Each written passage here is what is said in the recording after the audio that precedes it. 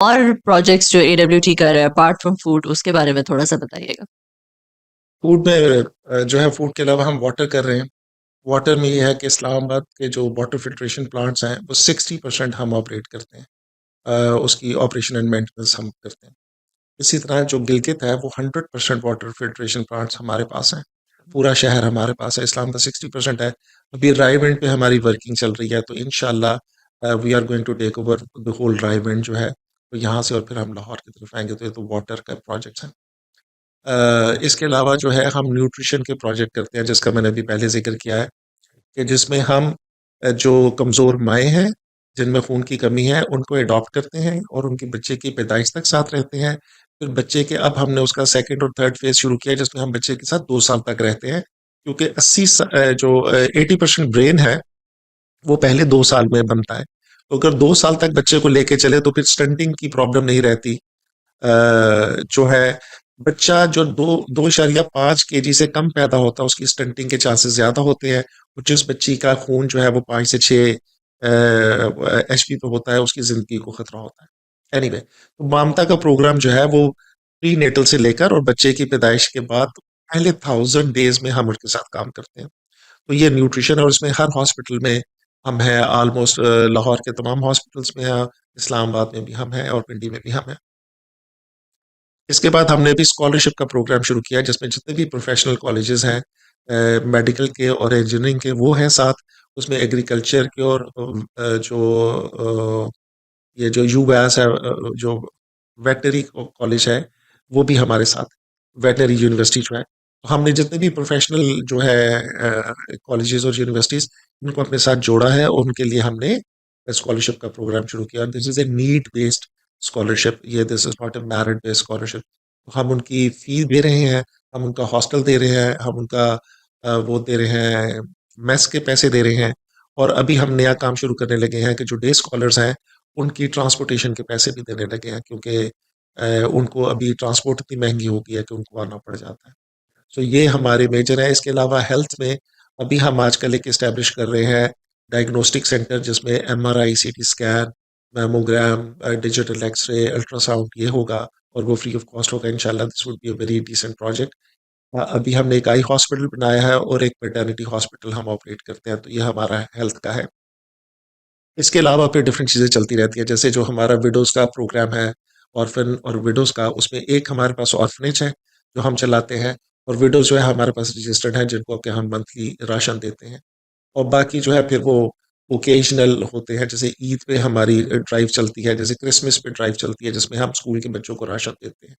तो ये हमारे प्रोजेक्ट्स हैं जो अदर देन, यानी बिसाइड्स फूड है, जिसमें कि मैंने आपको बताया कि एजुकेशन में हम स्कॉलरशिप है, हेल्थ है, और जो है न्यूट्रिशन है।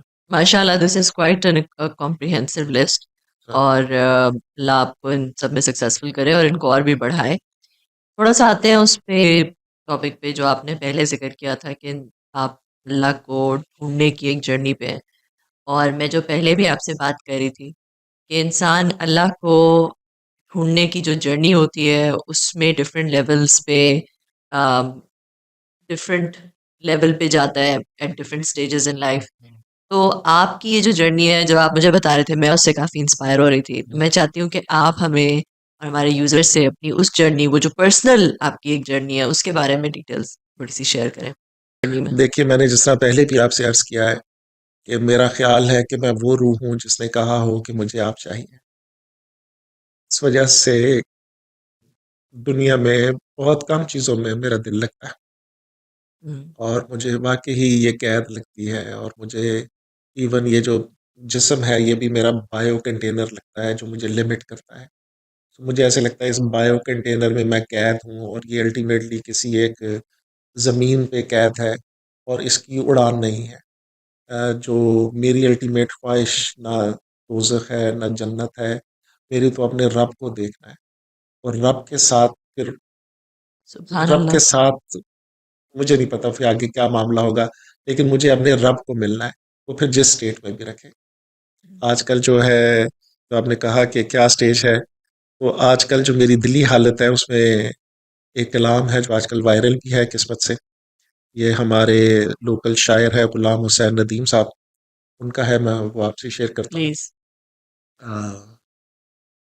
उत्शाह हुसैना वेख लै, उत्शाह हुसैना वेख लै, असी बदली बैठे भेस, साडी जिंद नुमाणी कूकदी, सी रुल गए विच परदेस, साडा हरदम जी कुरलामदा, साडी नीर वगावे सजूं दी जाने मर गए, साडा मातू होया वक, सानू सप समेदा डंग दा, सानू पल पल चढ़दा जहर, साडे अंदर बेले खौफ दे, साडे जंगल बन गए शहर, असा शौ गमां विच डुबदे, साडी रुड़ गई नौ पतवार, साडे बोलण ते पाबंदियां, साडे सिर लटके तलवार, असी नैना दे खूह गेड़ के किती किती बदतर दिल दी भौं, ऐ बंजर रही न मानड़ी, सानू सज्जण तेरी सौं, असा उत्तों शांत जापदे, साडे अंदर लगी अग,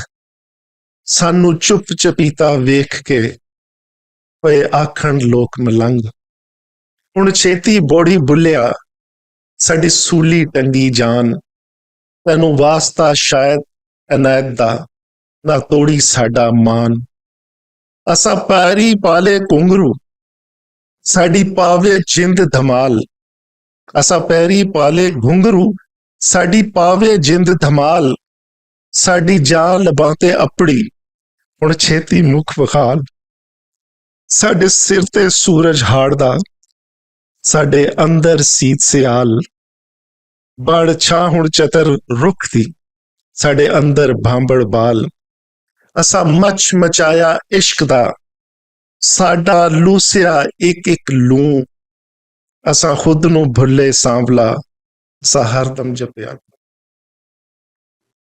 जिनको पंजाबी नहीं समझ आती उनके लिए थोड़ा सा अगर इसको एक्सप्लेन कर दें। देखें, जो एक आपका जाहिर है और एक आपका बातिन है, तो जो आप लोगों को नजर आते हैं वो असल में आपका असल भेस नहीं है, वो आपका बातिन नजर नहीं आता। तो वो सभी अपना भेस बदल के बैठे हुए हैं। उत्साह हुसैना वेख ले, असी बदली बैठे भेस,